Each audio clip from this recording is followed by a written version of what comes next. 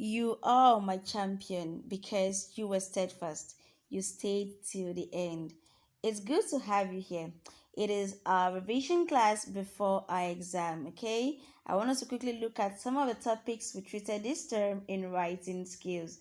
The very first topic we came in contact with was the parts of an essay, and we said it includes introduction, body paragraphs, and then the conclusion. The introduction introduces a topic, okay? This is where you have the hook that captures the reader's attention. The body is where you have the different parts that has to do with the topic sentence, the evidence, the explanation, and of course the transitory sentence that wraps up that paragraph. And of course you have the conclusion, which is as important as introductory paragraph. This is where the points are summarized and then you reaffirm the introduction. So at the end of it all, you would have this: the opening sentence, the title, the thesis statement, the background information if needed in the introduction, the topic sentence, the evidence, the analysis, and anchor sentence in the body paragraph, and of course, you would have the summary and then the intensified insight in the conclusion. Okay, so if you follow all this, you would come up with a very good essay. And then from there, we moved on to the writing process. And we said the writing process includes writing, drafting, revision, editing, and of course, we have the publication. The very first step is the pre-writing, which is where the thinking and planning takes place. Okay, here the writer has to brainstorm, discuss, do everything, map out ideas, do everything that he or she needs to do before the real work starts. So the pre-writing is what occurs before you start writing. And then from there, we moved on to the drafting process. It is where the student creates their initial composition by writing down all their ideas in an organized way. And then we looked at the revision, okay? Revising the first draft gives you the chance to check whether your ideas flow smoothly and clearly, okay? And it puts more substance in your work. The main goal of this stage is basically to improve on your drafts, to give it a sense of direction. And of course, the editing is a fourth stage. Here, the writer proofread and corrects errors in grammar, mechanics, and edits to improve style and clarity. Having another writer's feedback in this stage is really helpful. And then we have the publishing, where you produce a final copy of your paragraph to hand in. Here, the final writing is shared with the group, or in your own case, submitted for marking to the teacher. And then we moved on to the narrative essay that has to do with storytelling. When you write a narrative essay, you're telling a story, right? Narrative essays are told from a defined point of view, often the author. So there is a feeling as well as specific and often sensory details to provide the reader with vivid and precise pictures. Now, the narrative writing tells a story. They can be true and be about real people and real events. They can be realistic with characters and events that could really happen. They can equally include characters and events that could never happen in real life. When we're done with the narrative essay, we looked at the descriptive essay that basically describes something. It could be an object, a person, an event, place, experience, emotion, or an idea. The goal of this kind of essay is basically to provide readers with enough detailed descriptions for them to be able to picture or imagine a chosen topic. Okay, so description tells what something looks, sounds, smells, tastes, or feels like. And then we looked at the argumentative essay that seeks to state a position on an issue and gives several reasons supported by evidence for agreeing with that position.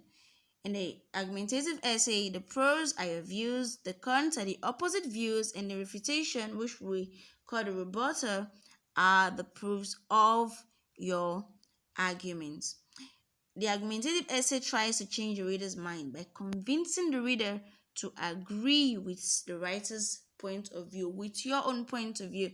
So it's basically you telling your your reader reasons why you feel you are right, why you know you are right. And then we looked at the informative essay. It has to do with educating others on a certain topic. This essay must never express your opinion or try to convince others to take a certain action or stance, But if your informative essay is interesting enough, it may move readers to learn more about the subject. But they will have to come to that on their own, and it will be thanks to the wealth of interesting information that you present. So we said a lot about informative essay, but there are some basic things that I want to remind you about it. We have to include an opening paragraph to introduce the topic. We'll have to name facts in the body paragraphs of your essay. You have to be factual. You have to follow the facts with supporting sentences. Okay, you have to make a closing paragraph that relates to the topic. So all these and more are needed in your informative essay. And then we moved on to a letter to a friend. It's an informal message that is aimed at sharing news, feelings, and thoughts with your friend in a somewhat old-fashioned manner. Basically, letters you write to friends are informal letters. Letters you write to, because they are letters you write to people that you are very familiar with, people that you know, people that you have a very close relationship with. When we're done with that, we looked at the COEMA.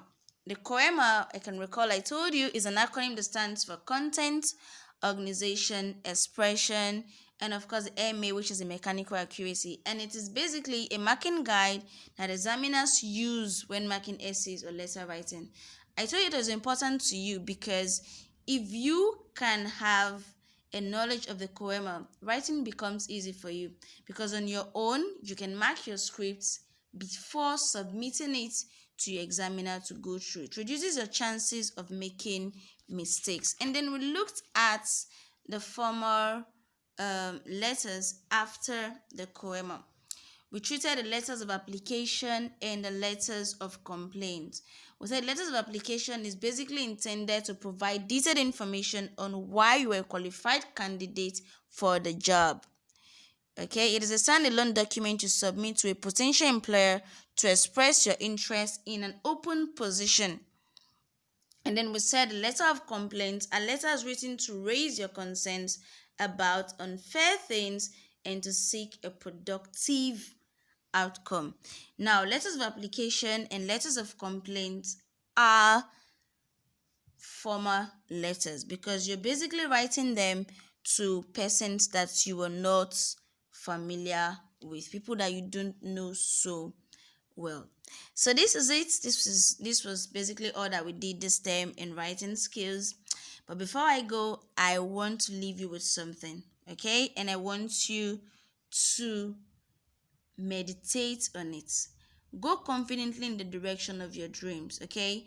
Do everything possible, do everything positive to live the life that you have imagined. Never forget that the only impossible journey is the one you never begin, okay? This is basically where we end our work for the term. I believe in you, so I know you would make me proud. You would make yourselves proud.